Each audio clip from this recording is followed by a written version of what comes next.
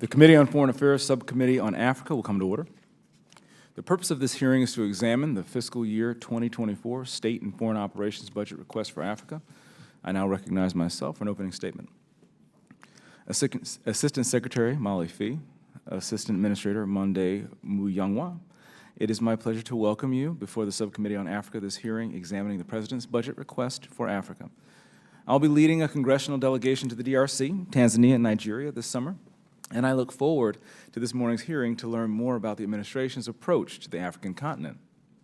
The U.S. national security strategy emphasizes the role of the strategic competition in foreign policy.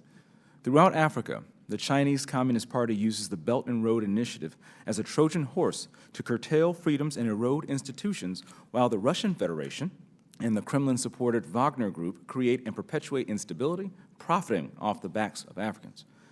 Despite these realities, the U.S. strategy towards sub-Saharan Africa does not once mention strategic competition. It only mentions China once. I am concerned that this dissonance at the top is reflected in the lack of resolve to ensure that you have the necessary resources in place to strengthen and deepen our partnerships on the continent. In today's resource-constrained environment, it's imperative that we prioritize our limited resources on Africa on programs that most benefit U.S. national interests, and that starts with its people. U.S. embassies throughout Africa have struggled to keep pace with the profound transformations across the continent, and while I commend the Foreign Service officers serving on the front lines of diplomacy, there are persistent and widespread staffing gaps that have a material impact on diplomatic capacity to engage compared to China's large and growing presence on the continent.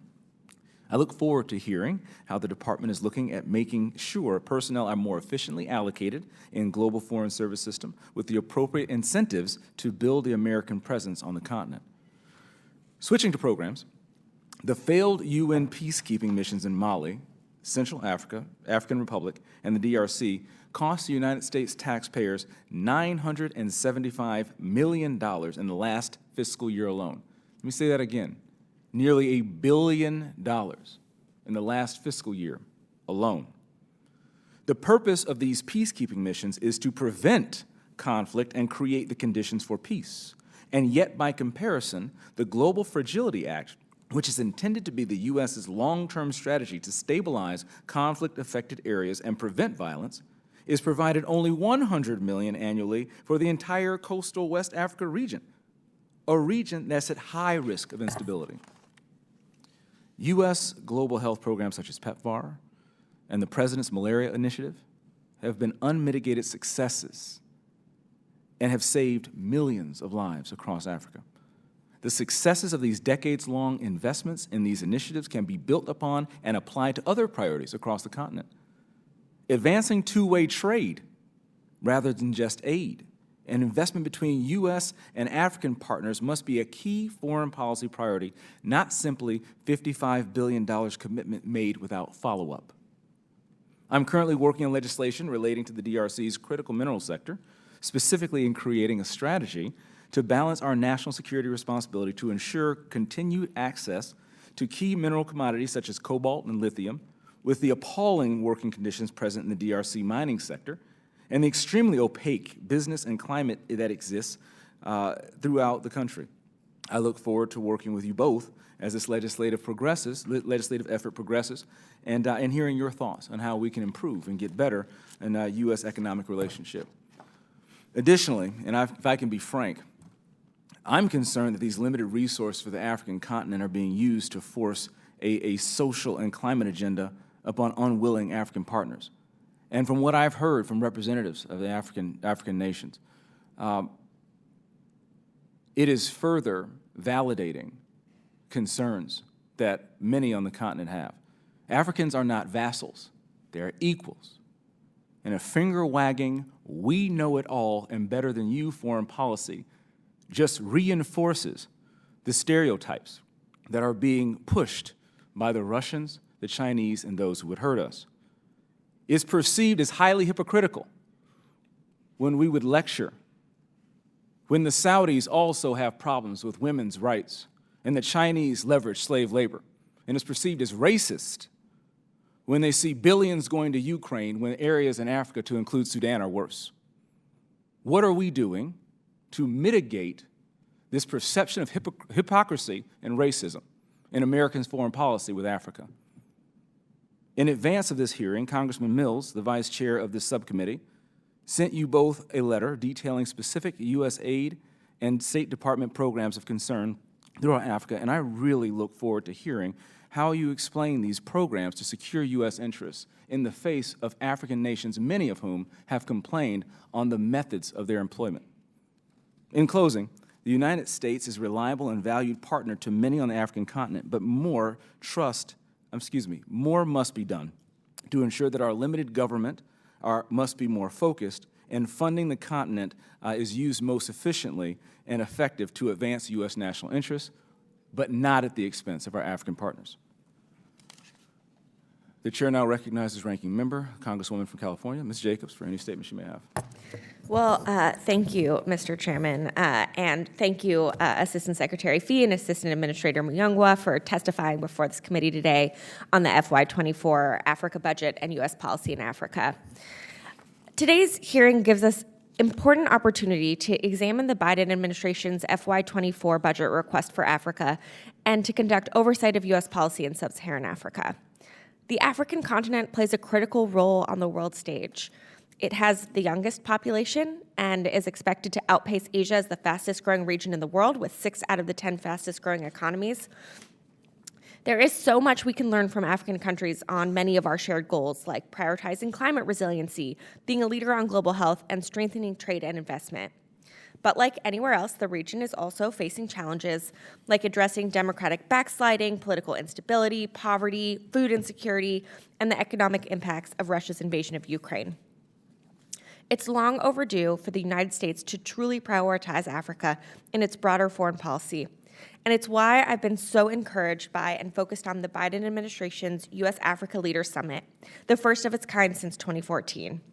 With this summit, the United States committed $55 billion to the African continent over the next 3 years in human capital, infrastructure, agriculture, health systems, and securing investments, including the Digital Transformation for Africa, an initiative designed to expand digital access and literacy across the continent that will invest over $350 million and facilitate $450 million in financing, a really exciting effort that helps bring our engagement to the 21st century. The new President's Advisory Council on African Diaspora Engagement in the United States to deepen the dialogue between U.S. officials and the African diaspora, a long overdue initiative that leverages the huge African diaspora population and better incorporates diaspora communities into U.S. policy. New programs advancing democracy and good governance, like the $100 million 3-year pilot program, the 21st Century Partnership for African Security Initiative to support security sector reform efforts, and the $75 million 3-year program, the African Democratic Political Transitions Initiative to address democratic backsliding, and so many other important and long overdue initiatives that I hope we can hear more about today. I particularly want to commend President Biden's announcement of U.S. support for the African Union's bid to join the G20 as a permanent member, where they are directly impacted by the decisions made on the global stage. Earlier this week, I introduced a resolution supporting the AU's bid to join the G20, and this critical commitment by President Biden with the support of the rest of my Democratic colleagues on the Africa Subcommittee. With all of these announcements, we now need to ensure that we're following through on our promises. Because the worst thing we can do is have this summit, make all of these announcements, make a big deal, and then not live up to what our commitments promised. So I'm glad we're addressing the budget today, because we all know that reduced funding will make implementation of these commitments even harder. Earlier this month, House Republicans unveiled their proposed international affairs budget, which cuts the budget by nearly 31%, a total of $18.3 billion compared to last year. Slashing foreign assistance undermines our shared goals and priorities with our African partners and undermines U.S. leadership on the world stage. Specifically, this cut would significantly impact our assistance supporting education, elections, the bipartisan Young African Leaders Initiative, conflict mitigation, and trade and investment, and so much more. If funding for Power Africa, for instance, were cut by even 25%, this would result in 2.8 million fewer households connected to electricity and 1,000 fewer MWs of power supply, leaving an additional 2 million households without power. So I hope to hear today how the President's budget request would help fulfill all of our goals. I also hope to cover critical issues on the continent, including the U.S. response to the deteriorating situation in Sudan, the ongoing pursuit of justice in Ethiopia, and ethnic cleansing in Western Tigray, increasing conflict and violent extremism in Mozambique and coastal West Africa, and so much more. I once again thank the two witnesses for testifying before the committee and look forward to digging into all of these important issues. Thank you, Mr. Chairman. I yield back. Thank you, Madam. Other members of the committee are reminded that opening statements may be submitted for the record. We are pleased to have a distinguished panel of witnesses before us here today. The Honorable Molly Phee is the Assistant Secretary in the Bureau of African Affairs at the Department of State. Madam, if you will. Good morning, and thank you to you both for your opening statements. It's a pleasure to see you, Mr. Chairman and Ranking Member. I welcome the opportunity to discuss the Biden-Harris administration's fiscal year 2024 budget request. The planned $55 billion investment in Africa announced by President Biden at the U.S.-Africa Leaders Summit in December builds on existing programs with a proven track record and provides funding for promising new initiatives. Our African partners ask us what the funding announced at the Leaders Summit means for them. Our answer is that the $8 billion in the FY 2024 budget request, a portion of our overall ALS investment, targets three categories of activity. First, reinforcing programs that have benefited African people and American interests. Second, addressing Africa's infrastructure deficit and accelerating economic growth. And third, pioneering new initiatives to meet entrenched challenges. Fundamentally, the goal of the summit and its implementation is to solidify a strategic partnership between the United States and African countries, institutions, and people. In this effort, Ambassador Johnny Carson, in his role as Special Representative for Summit implementation, has been an invaluable partner, lending his expertise and insights. Based on consultations with African leaders, he will propose a new architecture to ensure that the U.S. government maintains predictable and sustained engagement with the continent. This budget request funds valued programs such as Power Africa, the Young Africa Leaders Initiative, and the African Women's Entrepreneurship Program. The request amplifies funding for critically needed development financing in Africa, especially the impactful work of the Millennium Challenge Corporation, the Exim Bank, and the Development Finance Corporation. It will also fund new initiatives, as the ranking member said, the Digital Transformation with Africa to expand affordable, inclusive digital connectivity, and the ADAPT, or African Democratic and Political Transitions Initiative, to support democratic transitions. To elevate the voices of the more than 45 million African members of the diaspora in America, we are also launching the President's Advisory Council on Africa Diaspora Engagement this month. The pandemic underscored the need for continued investment in African health systems. To that end, we are requesting more than $5 billion, which includes nearly $3.8 billion for the President's Emergency Plan for AIDS Relief, or PEPFAR, to end the HIV/AIDS epidemic by 2030. To achieve this goal, we ask for strong bipartisan support for a clean PEPFAR reauthorization before it expires at the end of September. We are also committed to addressing food insecurity exacerbated by Russia's aggression in Ukraine.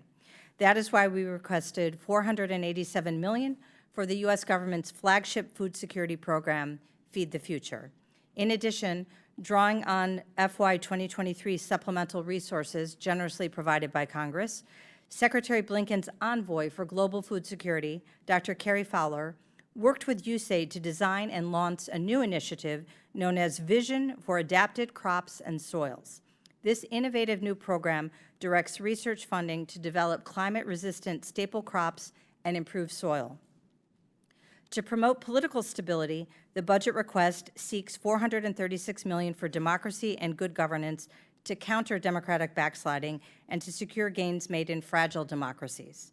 In the Sahel, we are requesting $388 million to support our efforts to increase disaster resilience, empower youth entrepreneurship, and reduce poverty. We are committed to countering harmful Russian and People's Republic of China, or PRC, activities. We support additional resources in this space. We remain heavily invested in diplomatic efforts to promote peace. Enlisting the AU, Kenya, and South Africa, our diplomacy contributed to the cessation of hostilities agreement between the Ethiopian government and the Tigray People's Liberation Front. Our increased engagement in coastal West Africa and Mozambique through the strategy to promote stability and prevent conflict is making a difference. We are working closely with newly elected leaders in Kenya and Nigeria to promote economic development, inclusive governance, and state institutions capable of meeting security threats. We are responding to the outbreak of violence in Sudan by seeking to protect civilians, advance their democratic aspirations, and minimize threats to regional stability. Our ability to execute on our goals and interests relies on our dedicated public servants, domestic and abroad. We've requested additional positions for critical personnel needs and are seeking incentives for posts that are difficult to staff. In closing, let me reiterate my appreciation to this committee. We greatly value your support in upholding our shared goals for a strategic partnership in Africa. Thank you for your opening statement, for your work. The Honorable Monde Muyangwa is the Assistant Administrator at the Bureau for Africa and the U.S. Agency for International Development. Again, forgive my mispronunciation. Your statement, please, ma'am. Thank you, Chairman James, Ranking Member Jacobs, distinguished members of the subcommittee. Thank you for the opportunity to testify about the President's fiscal year 2024 budget request and its importance for USAID's programming across sub-Saharan Africa. I would like to extend a special thanks to the committee, whose bipartisan commitment to the people of Africa has provided the foundation for USAID programs and their success. Africa is home to some of the fastest growing markets in the world. It also has one of the world's fastest growing and youngest populations. By 2050, 1 in 4 people will be African. This is a generation of young people who have the power to drive economic growth and build a more equitable future. Overall, the joint state USAID FY24 request of $8 billion advances peace and security efforts to build more stable, inclusive economies, increases mutually beneficial economic growth, revitalizes democracies and champions human rights, and builds Africa's resilience.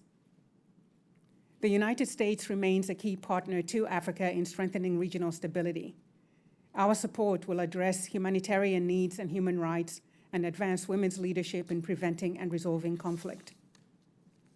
Africa plays a pivotal role in the global economy, and U.S. investments stimulate economic growth, reduce poverty and hunger, create jobs, and expand markets and social services. Looking ahead to the fiscal year 2024, the request of $100 million for Prosper Africa will amplify services that increase two-way trade and investment between the United States and Africa. Since Prosper Africa's launch in 2019, the U.S. government has helped close more than 1,100 deals across 49 countries for a total estimated value of $65 billion. Turning to Power Africa, at its 10-year anniversary, the initiative has closed 145 transactions and facilitated access to electricity for more than 179 million people. The $100 million request will accelerate efforts to increase electricity generation in sub-Saharan Africa in support of the Electrify Africa Act. The President's request prioritizes engagement with African partners to promote democratic ideals and foster legitimate, transparent, and inclusive political systems. The $436.3 million democracy request will provide critical resources to build on USAID's new Democracy Delivers initiative, which bolsters countries experiencing windows of democratic opportunity. In countries such as Tanzania, Zambia, and Malawi, this support is vital to sustain democratic transitions and consolidate gains. The President's request also includes initiatives announced during the December 2022 part of the U.S.-Africa Leaders Summit. The first, the Africa Democratic and Political Transitions Initiative, includes a request for $25 million to enable the U.S. government to more effectively partner with regional bodies, governments, and civil societies to support successful democratic transition. The second, the Digital Transformation with Africa initiative, is a request of $50 million to help expand affordable and inclusive digital connectivity, build digital resilience, and improve livelihoods and economic well-being of Africans. The President's FY24 request prioritizes the U.S. government's Global Hunger and Food Security Initiative, Feed the Future. The request of $487.5 million for food security increases funding support and aligns resources for the 8 new Feed the Future countries in Africa. In addition, U.S. assistance will help African countries adapt to severe weather and other shocks and conserve biodiversity while growing their economies. The President's request of more than $5 billion for global health, including life-saving PEPFAR programs in sub-Saharan Africa, will build on partnerships, including with the private sector, to strengthen health systems, to provide essential services, prevent, detect, and respond to infectious disease outbreaks, and promote innovation and research. The President's request of $20 million for the Young African Leaders Initiative will scale training and expand partner engagement. We will continue to provide opportunities for YALI alumni through transformational leadership training, networking, and professional development. In conclusion, the President's 24 budget request demonstrates our renewed commitment to partnerships between the United States and Africa. Again, I appreciate your longstanding bipartisan commitment to the African continent, and I thank you for the opportunity to testify today. I look forward to answering your questions. Thank you, Assistant Secretary. Excuse me, Assistant, you got your promotion right there. How about that? I did. Thank you, Assistant Administrator Muyangwa. I now recognize myself for 5 minutes of questioning. A few weeks ago, we had Secretary of State, Secretary Anthony Blinken here for a number of questions, and I had the opportunity to question the Secretary myself for a few minutes, and I asked for his commitment and support on solidifying American supply chains and driving out slavery and human rights violations, among many things. And I'm currently working on legislation relating to the DRC's critical mineral sector, specifically in creating a strategy to balance our national security responsibility to ensure continued access to key mineral commodities such as cobalt and lithium with the appalling working conditions present in the DRC mining sector and the extremely opaque business climate that exists throughout the country. I look forward to working with the Secretary and with each of you as we move forward this legislative effort. Assistant Secretary Phee, in addition to some of your concerns that we discussed recently, I've also been closely following President Tshisekedi's recent visit to Beijing and the negotiation between his government and the CCP-linked mining companies. A couple of questions for you. What is the department's belief regarding the purpose and the outcome of President Tshisekedi's visit to Beijing? And 2, what is the department's view regarding the current trajectory of the DRC-China relationship? Thank you, Mr. Chairman. As a leader of a large and complicated country, we anticipate and assess that President Tshisekedi likes to have many options, as many leaders would, as he considers how to develop his country's resources. But we are confident that the United States is a better partner and that is his view, that we are a better partner and one he would prefer to engage with. So we are looking very seriously at opportunities for development in the critical mineral sector. You may have seen that the Development Finance Corporation recently announced a project to build a transport corridor from Zambia through DRC to Angola to help move resources from the DRC to export markets. Madam Assistant Secretary, do you have the resources? Do you have the heads to specifically focus on an effort like that, specific with critical minerals in the DRC? Do you have that resource? I would say the short answer to that is no, but I would also like to share with you, if I might, how we got to this position and what we need to do to get out of this position. Perfect. So, as you may be aware, in recent years, there was a hiring freeze at the State Department, and we failed to hire to respond to attrition. The Secretary has included in his budget requests immense requests, relatively speaking, to increase our staffing, and that hiring and training process is underway. But there's a gap between where we need to go and where we are, so we're working on some creative solutions within the department to identify talent to help us take advantage of opportunities specifically in the DRC. I would ask this committee to lend your support to the budget requests that the administration has made for the State Department. Relatively speaking, in our grand national budget, it's a reasonable request, and it will provide us with the predictability and the stability to carry out our shared goals. And the second question, with the last minute or so, what's the department's view regarding the current trajectory of the DRC-China relationship? Again, my understanding, based on my witness of President Tshisekedi's engagement with President Biden and his repeated engagement with Secretary Blinken, is that the United States remains the preferred partner, and it is our responsibility to show up and ensure that we remain in that privileged position.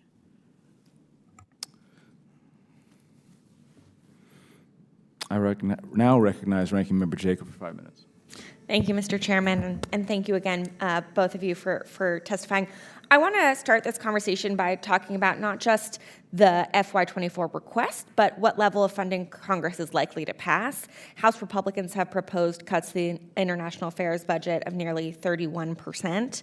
Assistant Secretary Phee and Assistant Administrator Muyangwa, could you please provide the committee a brief overview of what these kinds of cuts could mean for our work in Africa and our ability to lead and do all of the things that we want you to be able to do?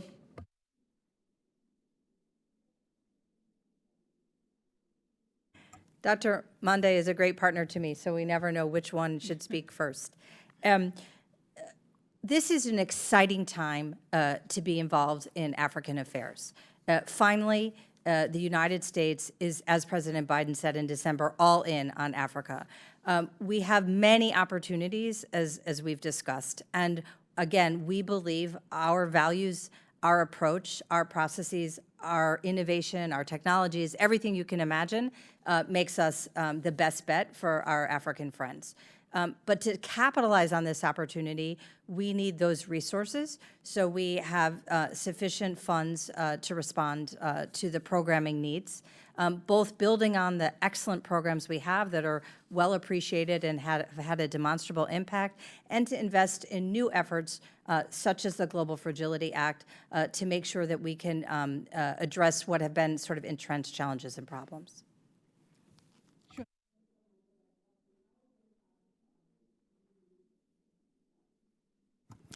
Thank you so much for that question. I'd add 3 other areas where we would see impact. Obviously, it would impact our whole development agenda on the African continent, but let me focus on 3 of those. If we cut the budget, Power Africa's would not be able to deliver electricity to 2.8 million households across the continent. And we know what an amplifier the access to energy is in terms of development. Similarly, with Prosper Africa, if we were to cut the request there, we would not be able to really lean into the plans that we have to advance two-way trade between the United States and Africa to unlock the business potential that resides on the continent, and also to encourage more American businesses to invest in Africa. The third area I would focus on is on the education front. If we were unable to, if we did not get the requests that we have put in, the literacy rates in Africa had already taken a downward trajectory due to COVID and other factors, and we've been working to build that up to try and raise those literacy rates. The implications for development, again, given education's impact or link to development, is huge, particularly on a continent where 1 in 4 in 5 will be African by 2050. Yeah, thank you. And I hope my colleagues on both sides of the aisle hear how detrimental the proposed cuts would be for the things we all want to do on the African continent. Really quickly, in our last minute and a half, I want to talk about the Global Fragility Act. As you both know, Mozambique and coastal West Africa are priority countries, and this law is really about doing things differently, which means coordinating across the interagency and realigning our funding and empowering local partners.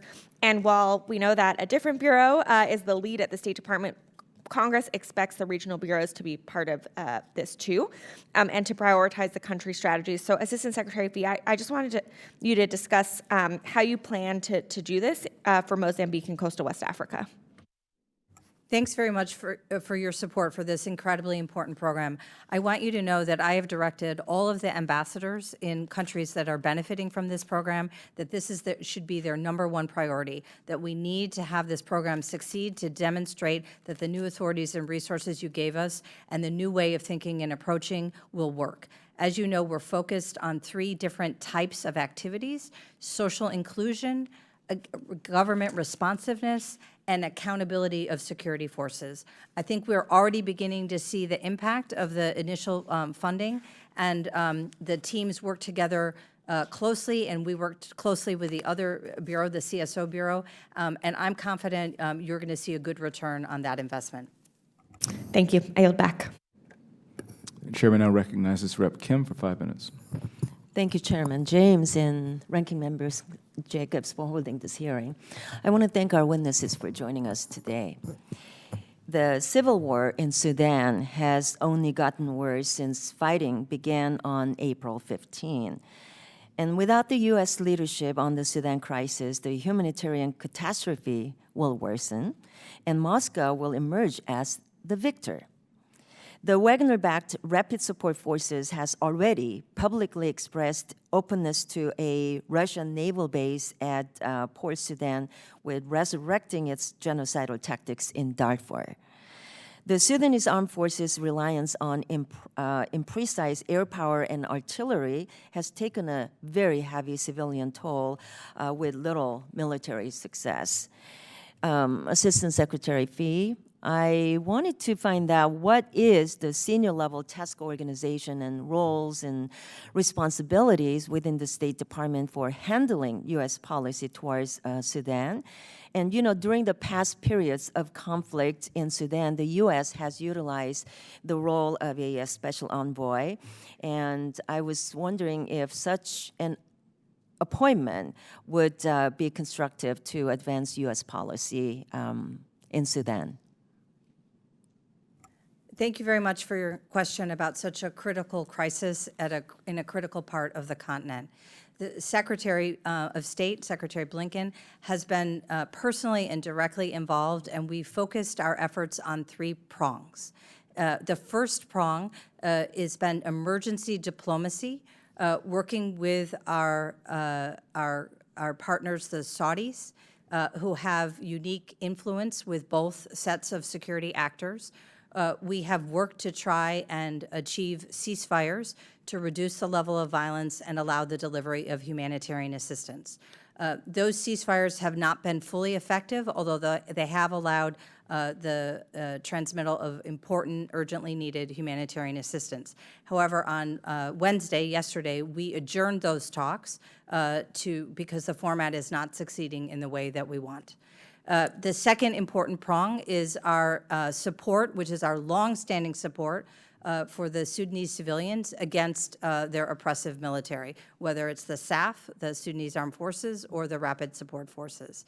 So we are working closely with Sudanese civilians and with our partners in Africa, particularly at the African Union and the regional organization IGAD, as well as other interested partners such as the EU, the United Nations, and the Arab League, to see how we can lend our collective support to promote Sudanese civilian leadership of Sudan. As the security forces have demonstrated, they have no right to have any role in governance.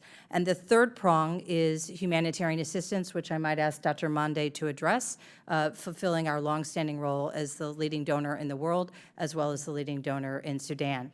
So to the question that I just posed, would a special envoy would be able to carry out all of these three-pronged solutions that you just mentioned, because you said the conversation started, but it has not advanced to the level that we can actually carry those out? Yes, the Secretary is considering elevating the role of Ambassador John Godfrey, who Okay. knows all the players. But I want to emphasize that the entire U.S. government is fully engaged in addressing this crisis, given its impact not only for Sudan, but for the region. Okay. I also wanted to ask if you can describe the State Department's efforts to engage civilian groups in Sudan. What is the department's plan to achieve that long-term goal of a political transition towards a civilian role in Khartoum? We have been in daily contact with Sudanese civilians, which has been somewhat challenging given the collapse of the communications network and the fighting that they are living under. But there are also many Sudanese leaders outside of Sudan, including the former civilian prime minister, Abdullah Hamdok. Just last week, I, along with colleagues from USAID, chaired a meeting under the support of the former Sudanese ambassador to the United States with key critical leaders to talk to them about who should be involved in the process to establish a civilian government, where should that process take place, and when should that take place. So we continue to Quickly, be I wanted engaged. to ask, because I serve as the chairwoman of the Indo-Pacific Subcommittee too, so one of my priorities is finding ways to incorporate more private sector initiatives into our foreign policy to better equip our diplomats to compete with our PRC counterparts.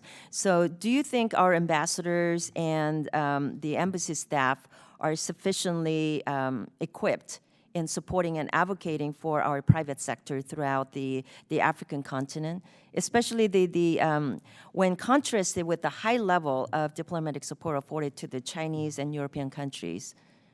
Could you make that comparison? Sure. Well, first of all, we welcome your support for that initiative. And in Vice President Harris's recent trip to the continent, she secured commitments from the private sector in the billions to actually undergird the digital transformation initiative that we described to you. We also have partners on the continent from the Development Finance Corporation and from the Department of Commerce's Foreign Commercial Services. But if you ask me if we could use more, the answer would be yes.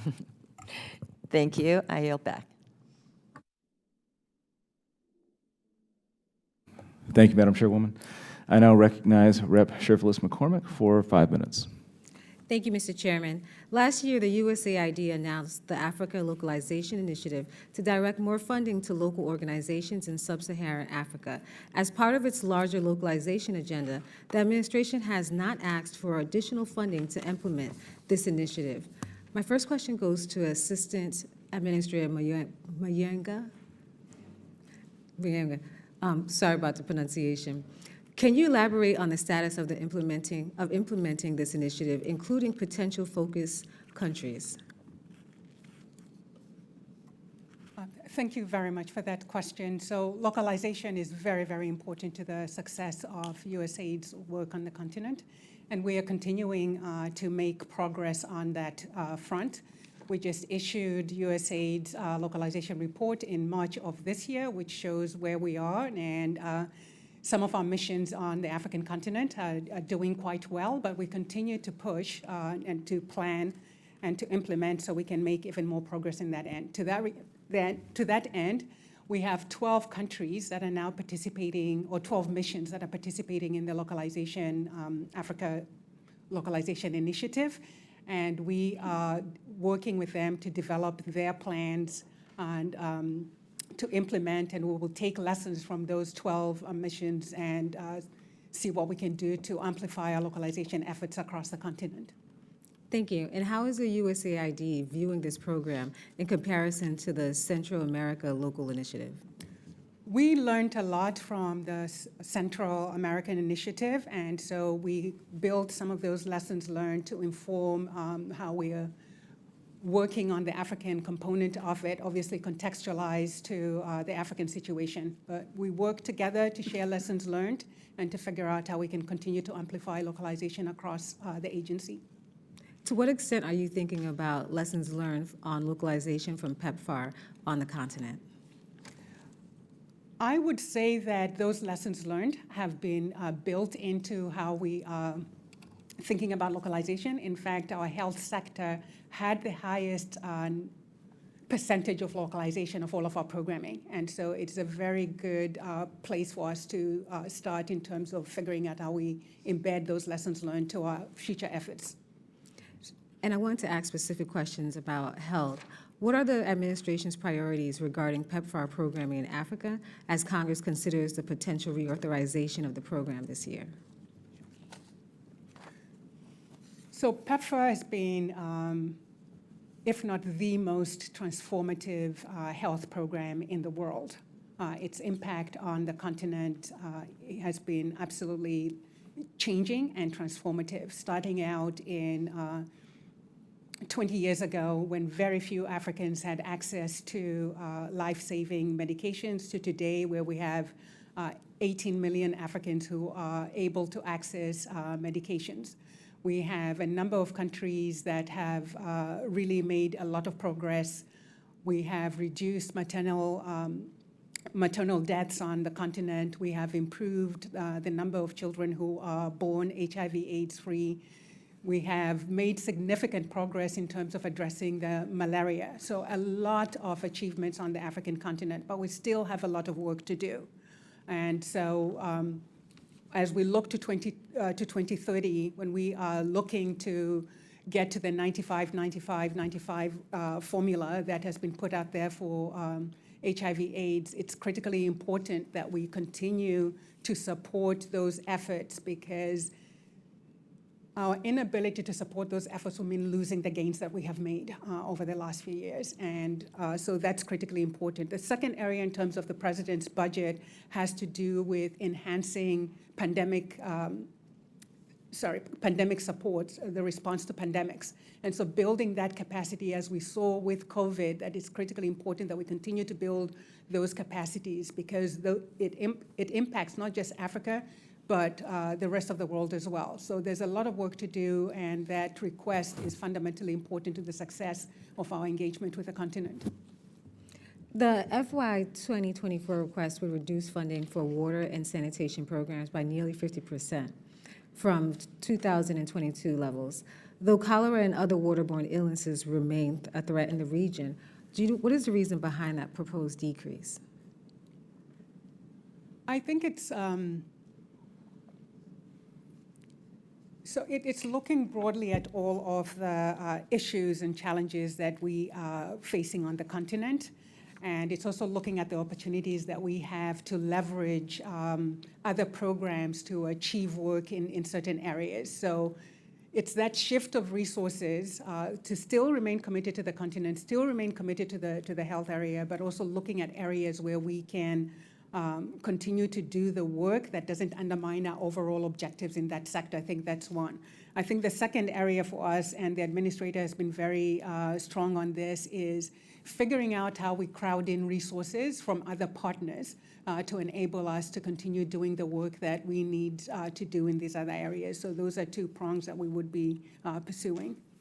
Thank you for your testimony. Mr. Chairman, I yield back.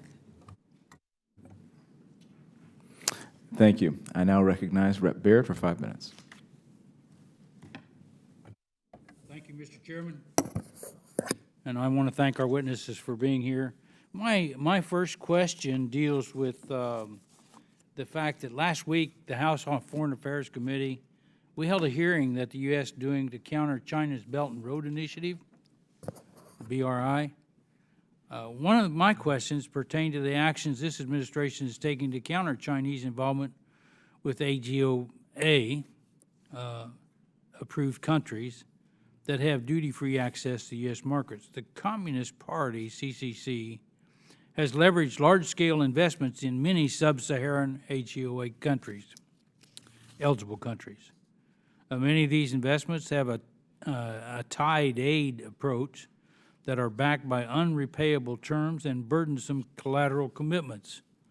My concern is that the U.S. taxpayer dollars that are being spent in Africa by the State Department and USAID are going directly into the hands of the CCP in disguise as repayments by those countries, and Americans are footing the bill.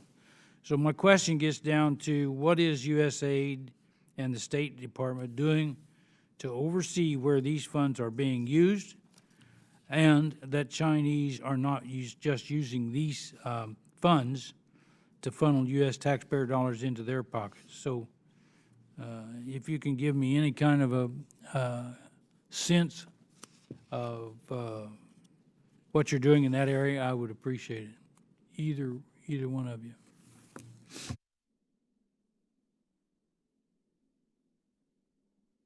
Thank you very much for your question. Of course, Chinese predatory practices in Africa, which include the BRI investment that increases debt burden, and also unsavory practices with regard to the environment and labor, are of major concern to the United States government.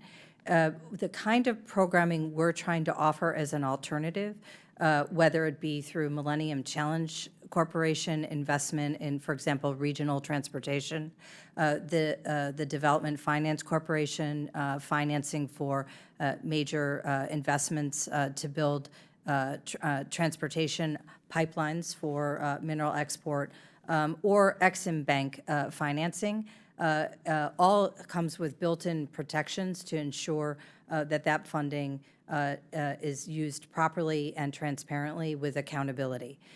Separately, we are working with governments such as the new leadership in Zambia, where the previous leadership had incurred a great Chinese debt burden, at the Paris Club and other G20 discussions to help reduce the debt loads.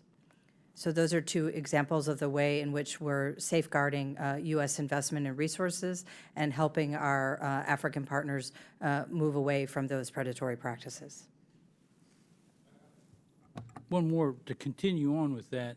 Do you feel that we're being successful in competing with China? I mean, they fund everything in terms of ports and railroads and other resources, and so are those African countries accepting our offers? We do different types of funding. As you heard from Dr. Monde, for example, we invest in people and in systems. So, for example, our impact on African health has been, as she said, transformative.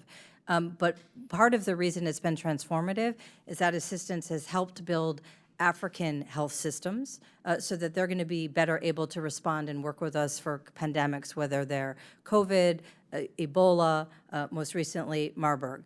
So we have not traditionally invested U.S. government in big infrastructure projects the way the Chinese have. Some of those have been helpful to the continent, particularly roads, but some we have concerns about and are taking actions about. For example, we're keeping a close eye on investments in ports to make sure that ports aren't developed that would threaten the United States. So we have different ways of engaging. Our practices, of course, also are focused on anti-corruption, unlike the Chinese, and again, as I mentioned, on labor standards and environmental standards. So we believe in an open competition. Our processes and approach, our technology, our ways of doing business will be most attractive to our African partners. Dr. Monde, we're out of time, I guess, so I yield back, but I would like to have your comments on that too at some point. Thank you. I now recognize Rep. Jackson for 5 minutes. Thank you, Chairman James. This is an open question. The AGOA, African Growth Opportunity Act, is up for renewal in 2025. Please share with us your insights on what that bill should look like, what we should be asking for to give us a sustainable competitive advantage in Africa. And let me parenthetically say, I am glad that there is renewed interest We've had a long relationship with Africa that we've chose not to invest in the continent. So what should it look like going forward? Thanks very much for your interest and your support. You've rightly identified AGOA as a key component of our economic partnership with Africa.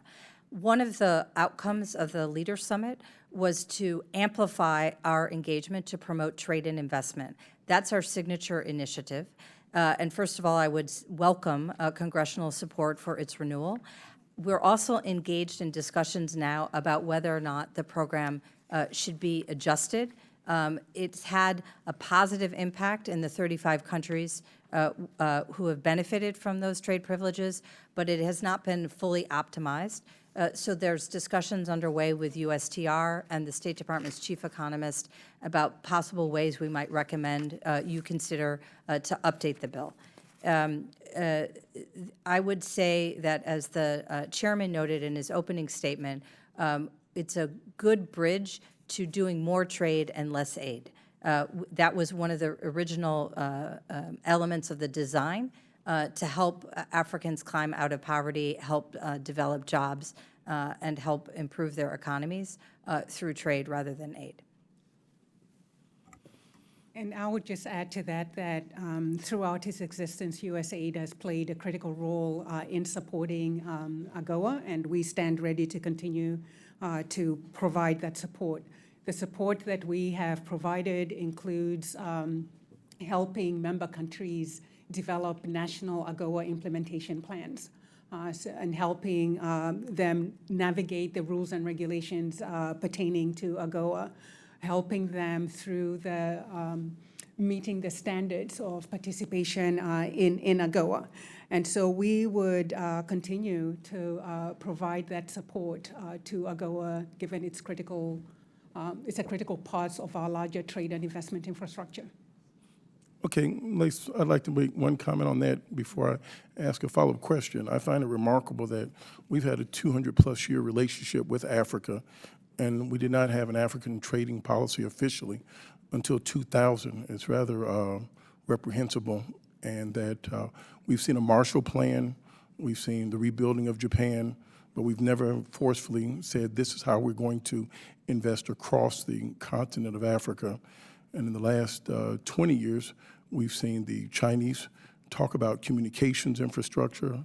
We've seen them in 2010 talk about the Belt and Road Initiative. It's been concrete plans, and they have been successful, although many African countries have not had an alternative. They've had the opportunity to go to the IMF, and those programs did not work. So when we talk about onerous conditions and expensive funding, we have not offered them many viable alternatives. So I'm glad to see that we're talking about reciprocal trade.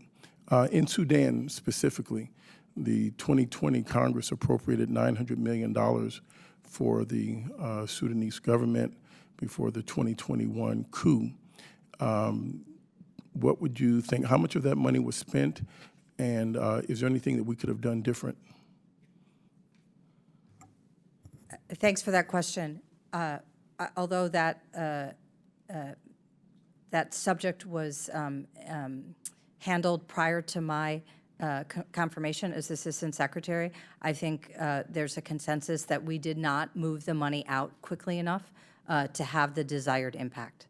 And in fact, in my confirmation hearing, I committed to accelerating our disbursement of those funds. I started work in October, and that's when the coup happened, so we didn't have time to mobilize. That said, it's not uncommon in countries that have had such difficult histories as Sudan has, 30 years of an Islamist dictatorship by a military leader, that the transition, we might have expected that the transition would be bumpy. But I think if that was your question, sir, we did not move the money fast enough. Thank you. I would agree with my colleague here, and the only thing I would add to that there is a request from USAID for close to $50 million in the 24 budget to support Sudan, and that is underpinned by our commitment to supporting the people of Sudan in their democratic aspirations, but also our recognition that Sudan resides in a very restive region, and our ability to be able to provide the support is critically important, not just for Sudan, but for the entire region and our interest in that region. Thank you for your participation and coming forward with us today. I yield my time, Chairman. Thank you, Rep. Jackson. I now yield myself 5 minutes questioning. Assistant Secretary Phee, the Manomo-Katolo mine in the DRC is one of the largest, if not the largest, in the world. President Biden's climate change agenda is pretty aggressive by all measures. The automotive industry has been tagged with the obligation to meet these greenhouse gas emissions targets, lest they pay fees. According to NHTSA last year, could cost the industry $90 billion and another $9 billion in fees for noncompliance. And that's not to mention any other penalties that could come from any other agencies in the administration. Given these aggressive goals, I imagine that you support the President's climate agenda. Is your department also given metrics, and are you also tracking the fact that President Tshisekedi was in Beijing negotiating the sale and the control of one of the largest lithium mines in the world, as it's nearly impossible to currently make electric vehicles without lithium this past weeks in Beijing? Mr. Chairman, again, I welcome your interest in the DRC and in the role that DRC critical minerals will play for the United States and globally. We are working with his government to see what might be possible in terms. Are you being measured by anything? We say that there's transformational change. We say that there are meetings. We say that there are there any goals that you have to hit? Are there any metrics that you are measuring to kind of define and be transparent with the success or not of the American taxpayers' efforts and money and kind of tracking our progress in the region? In terms of the DRC. The fact that the President Yes. has such aggressive goals Yes. with EV transformation, Yes. yet the control for the largest lithium mine in the world may have been negotiated to China.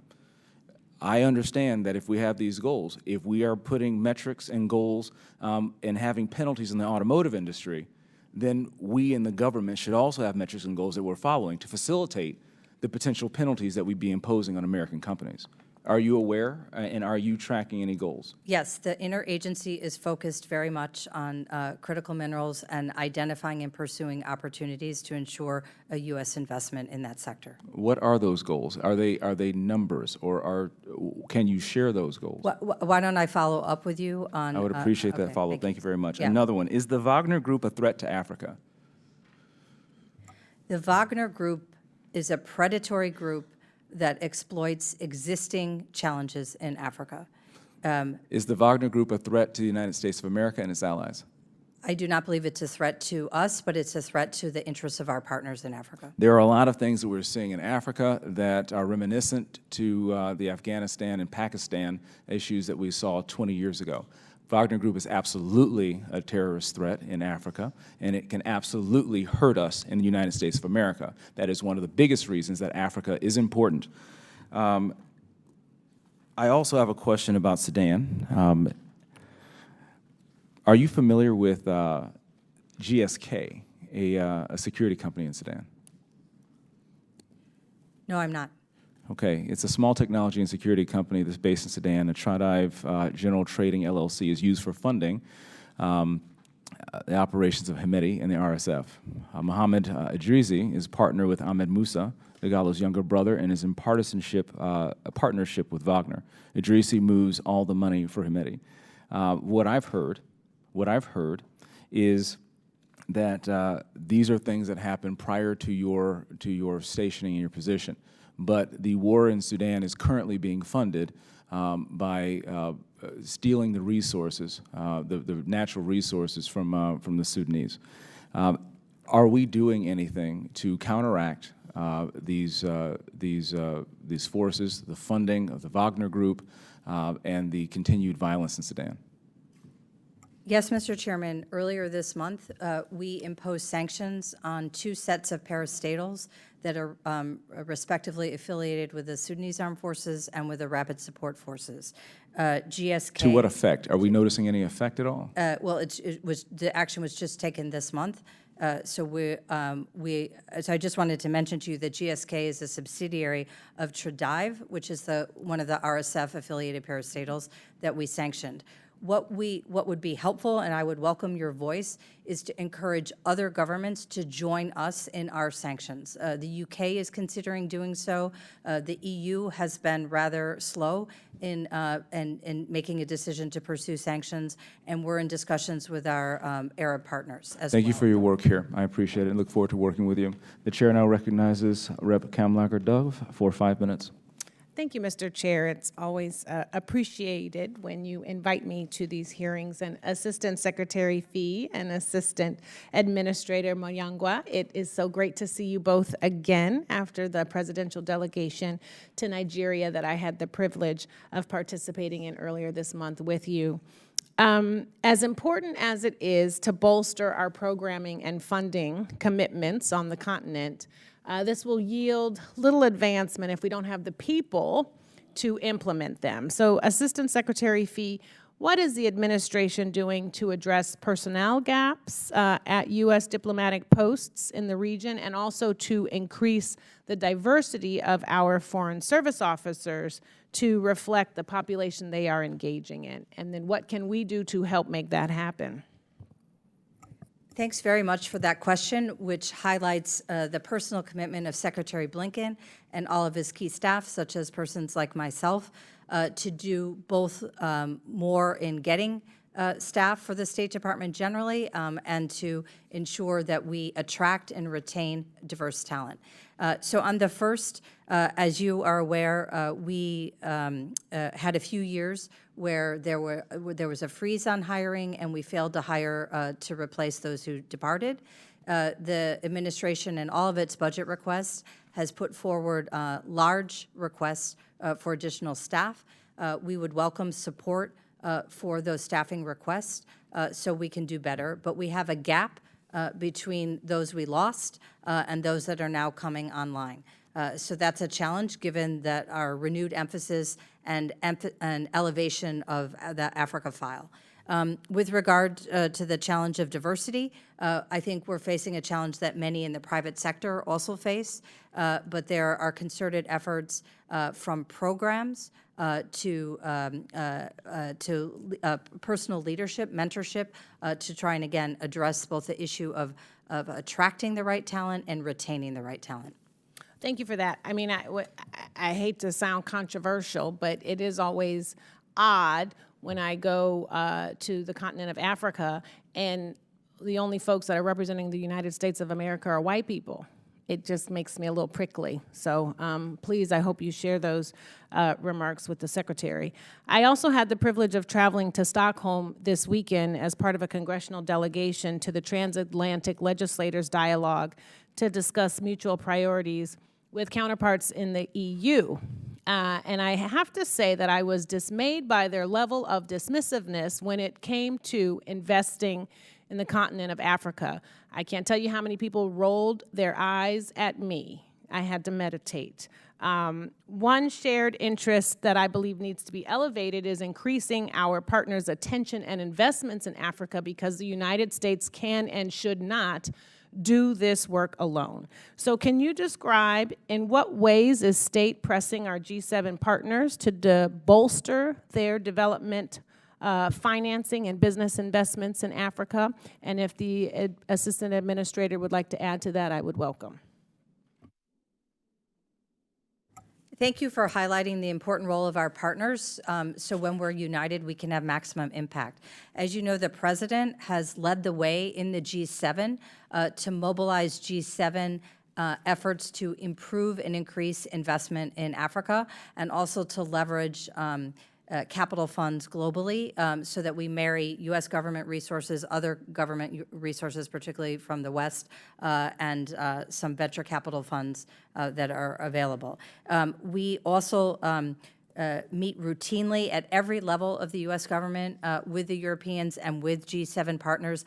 Africa is always a topic of conversation, including in the most recent G7 meetings in Japan. We fully agree with you that we need the Europeans to do more with us in Africa.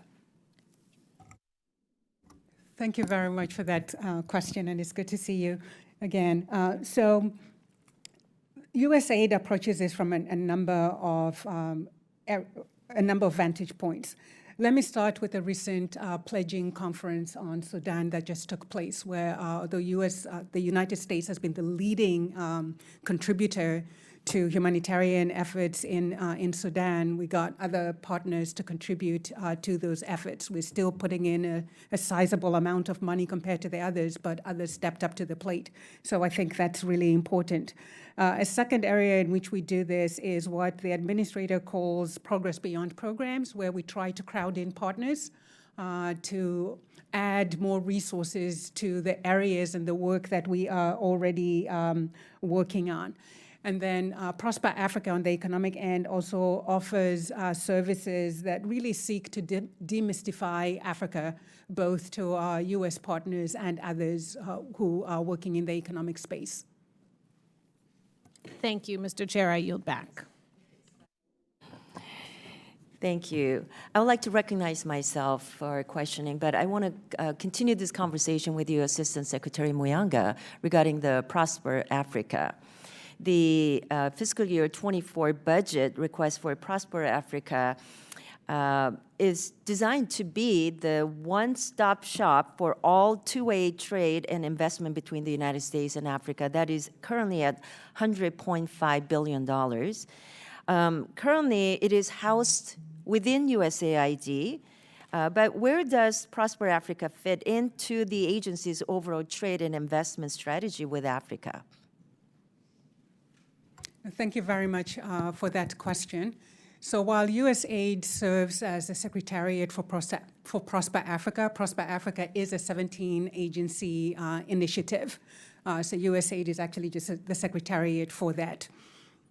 And it is really at the center of our economic engagement with the African continent, offering a lot of services in terms of encouraging U.S.-Africa trade and investment, and a lot has been done. We just had a great success story in terms of President Ruto announcing $150 million worth of investment, working with Prosper Africa and others between U.S. and Kenya.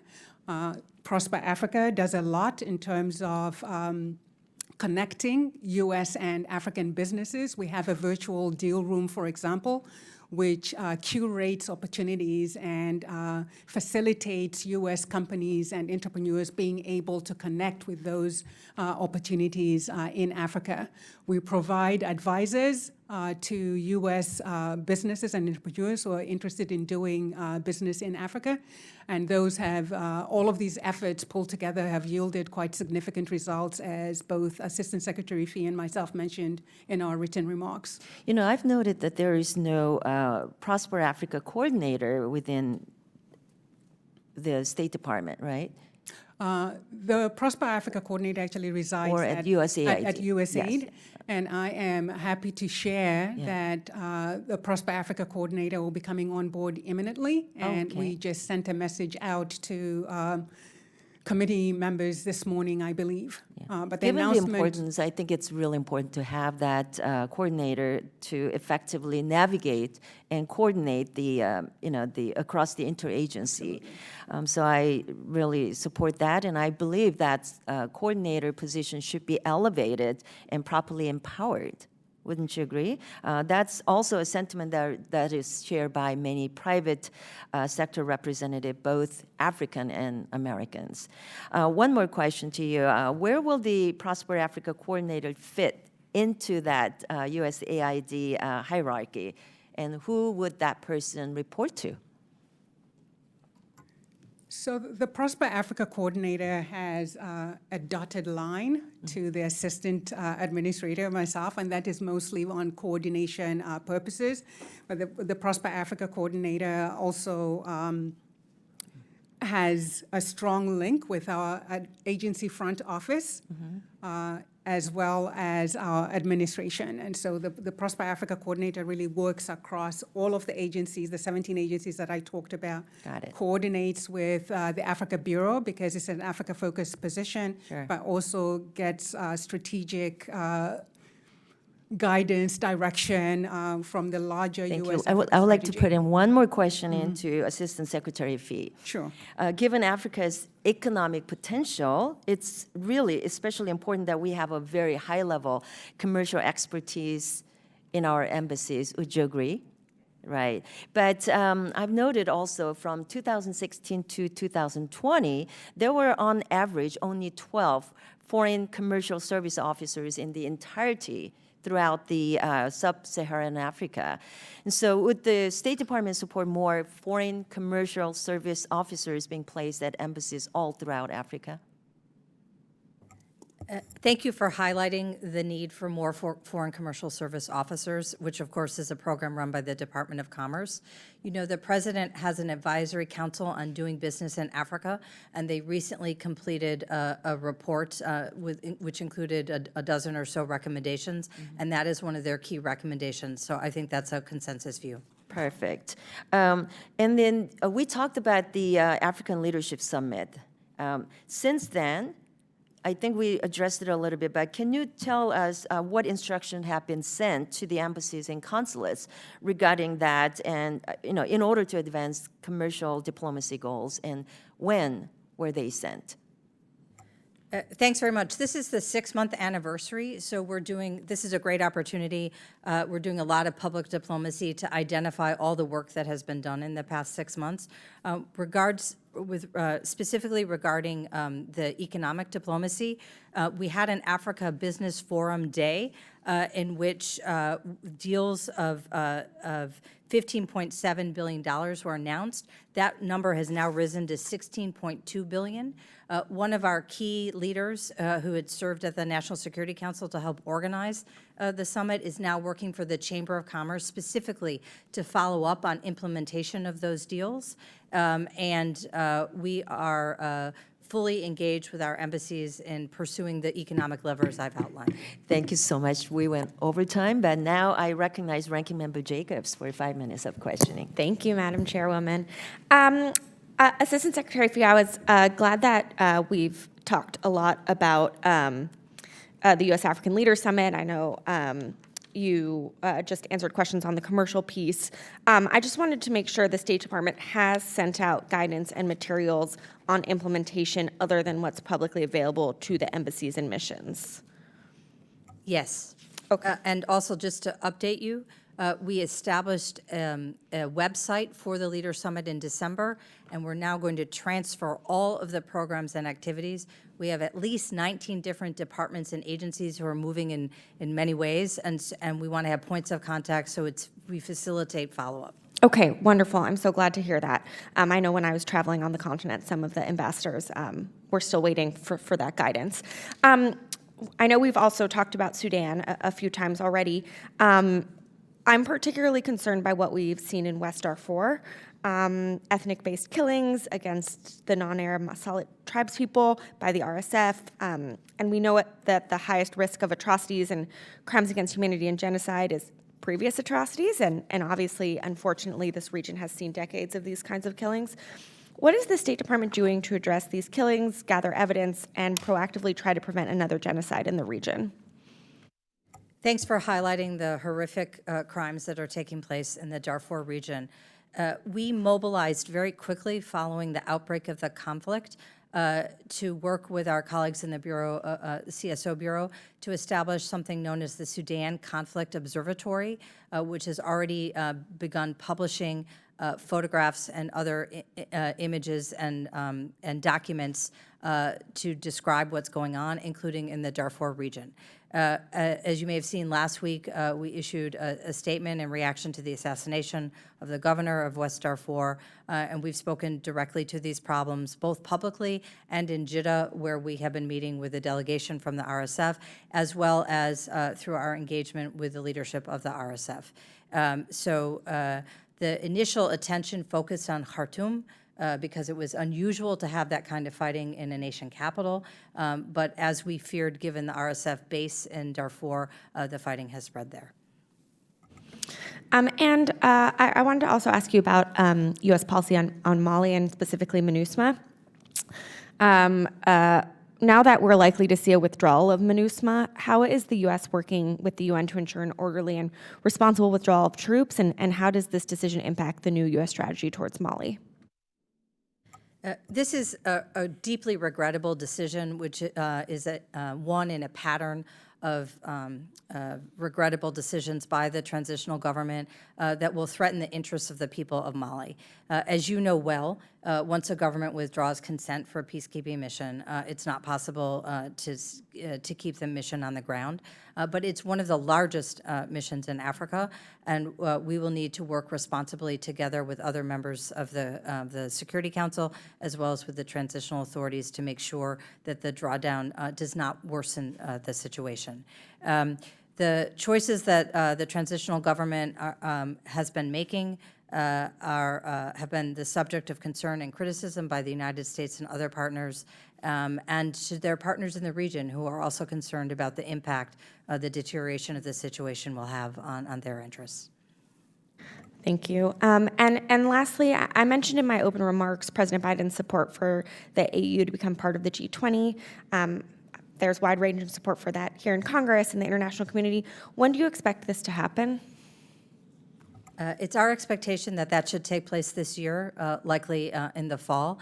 And I'm glad you've raised that point, because one of the important outcomes of the Leaders Summit was our effort to elevate Africa in the global conversation. So not only the G20, and thank you for your legislative reinforcement, also support for an African permanent seat on the Security Council. And I wanted to mention, in response to an earlier question, that Secretary Yellen is undertaking an effort to update the IFEs and the MDBs to make sure they're fit for purpose to meet the challenges that African nations face. Well, I'm really glad to hear that, and please count on us if you need anything in that regard, and we look forward to working with you to make sure that Africans actually get a say in the decisions that are often being made about them. So thank you. I yield back. Thank you. And now I recognize Representative Baird for 5 minutes. Thank you, Madam Chair. My question focuses on the contributions for the International Peacekeeping Activities account.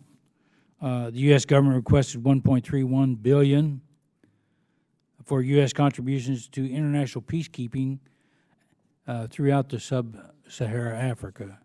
The request for these contributions to the failing UN missions in Central Africa and the Democratic Republic of Congo and Mali is $970 million. And by contrast, the coastal West African region receives only $100 million, and they spread that through the Global Fragility Act, and that's split between 5 countries.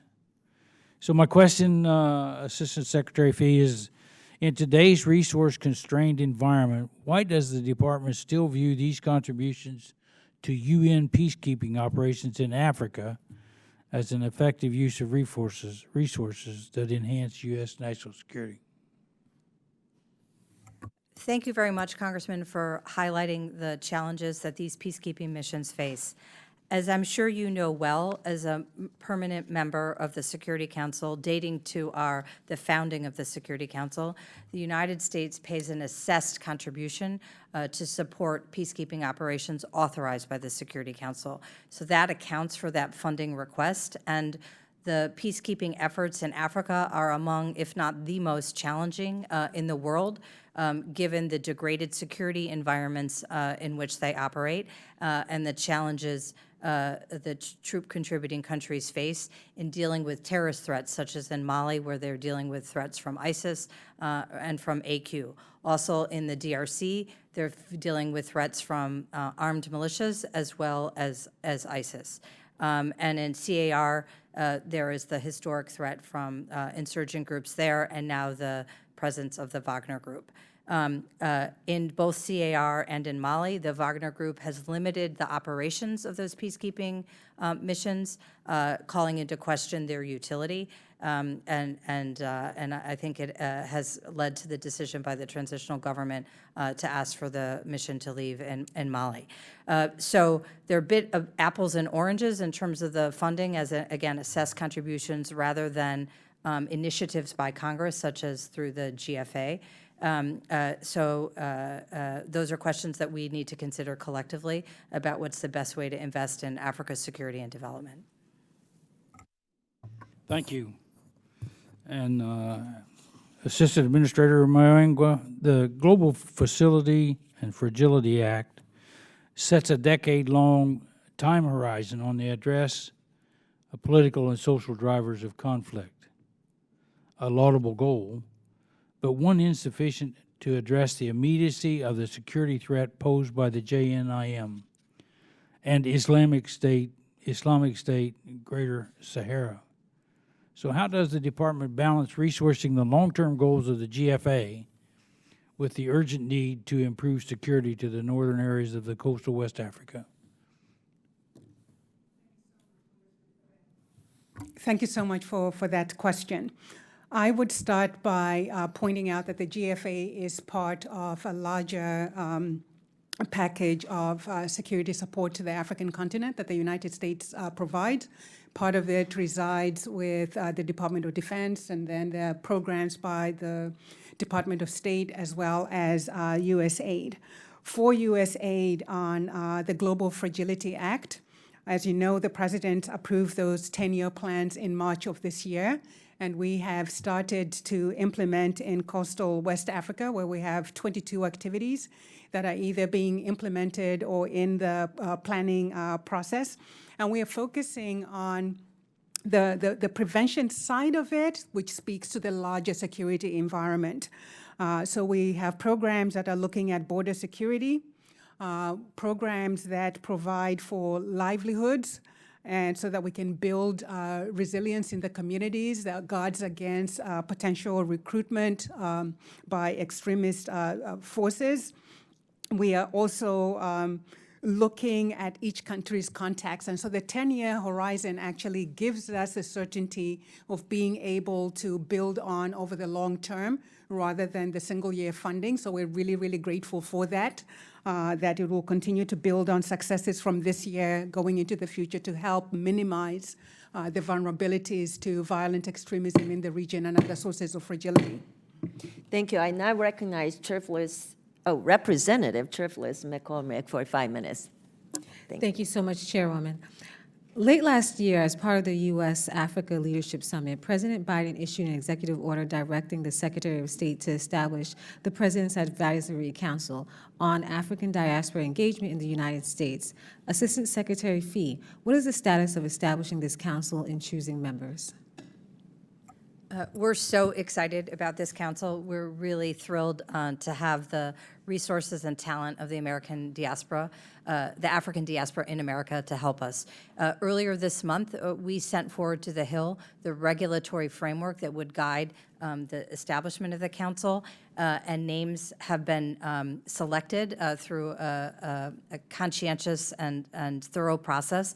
They're being vetted right now, and our hope is that we can announce the names this month. Again, this is the 6-month anniversary of the summit, so we want to make sure that everyone sees what we're doing to act on the President's commitments. And how do you envision the council changing the way the U.S. engages with the diaspora communities and related to U.S. policy? I think the most important way it will change the way what we do, it's not as if we've been disengaged with the diaspora communities, but it will formalize and make systematic our outreach, and we can then depend on leaders who've been tapped to support us to tap into their networks. So I think by elevating it to a presidential level, by tapping some of the greatest leaders in America, and by working with them formally, we'll be able to improve our engagement with them and their engagement with Africans. Thank you so much for your testimony. Madam Chairwoman, I yield back. Thank you. I now recognize Representative Kim Lager-Dove for 5 minutes. Thank you, Madam Chair. I just want to say, I know this was discussed, but Assistant Administrator, I think USAID is doing important work, and your work with PEPFAR has been transformational, and I certainly support a clean reauthorization. I also hope that we find ways to counter the recent policy in Uganda and work to make sure that it doesn't infect and affect the rest of the continent, because, you know, hate kills. Assistant Secretary, I would ask if you could find a way to maybe give this committee a briefing on the status of Ethiopia. I talked to some constituents last night, and there are some real concerns of a potential coup or deep unrest. And so hoping that, I just think that that country cannot afford that kind of instability. And lastly, I just want to say that I actually do believe that there's a strong correlation between the countries who were most brutal in their colonization and the perpetual instability of those respective countries. And I hope that we can find ways to lean on those European countries who are our allies to ask them to do better and to step up. So now my questions are, the Digital Transformation for Africa initiative, I believe, could be a game changer.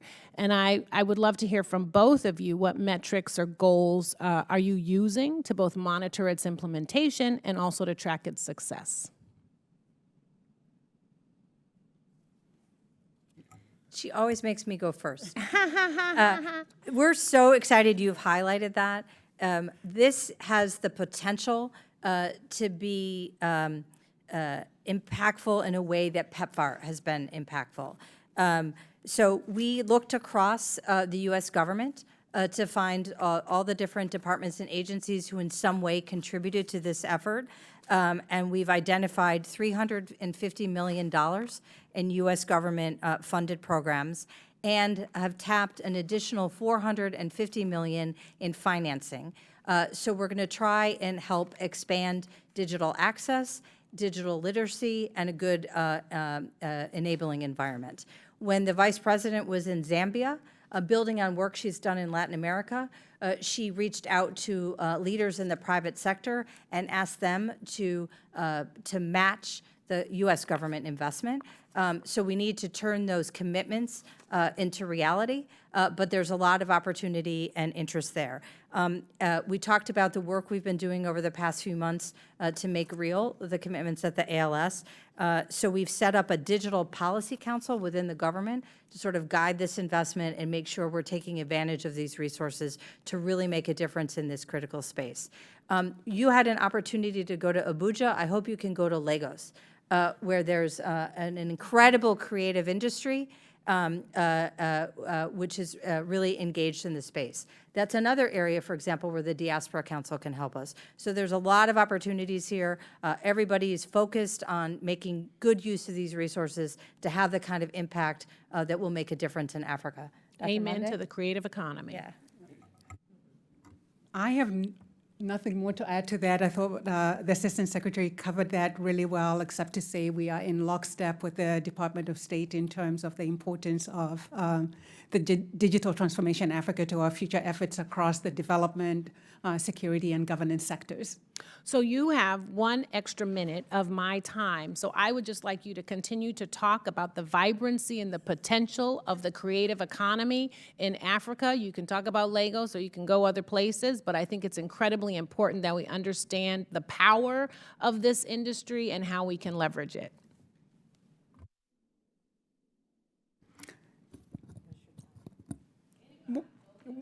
I would just say that one of the things I particularly enjoy in my job is visiting the continent with the young Africans and just seeing the creativity and the solutions and ideas that they are bringing to many of the challenges that their countries are facing in the security sector, in the health sector, in the education sector. And so creating an environment in which we can harness all of that really not just centers African agency, but also enables us to spend less on the humanitarian, the security issues over the long term. And so for me, finding ways of amplifying these creatives on the continent is absolutely critical to our success in terms of our U.S.-Africa engagement. Thank you. And I want to thank both of you for your testimony and answering the questions from our members. So members, thank you so much for your engagement today. The members of the committee may have some additional questions for the witnesses, and we will ask you to respond to those in writing. And pursuant to committee rules, all members may have 5 days to submit statements, questions, and extraneous materials for the record, subject to the length limitations. So without objection, the committee now stands adjourned.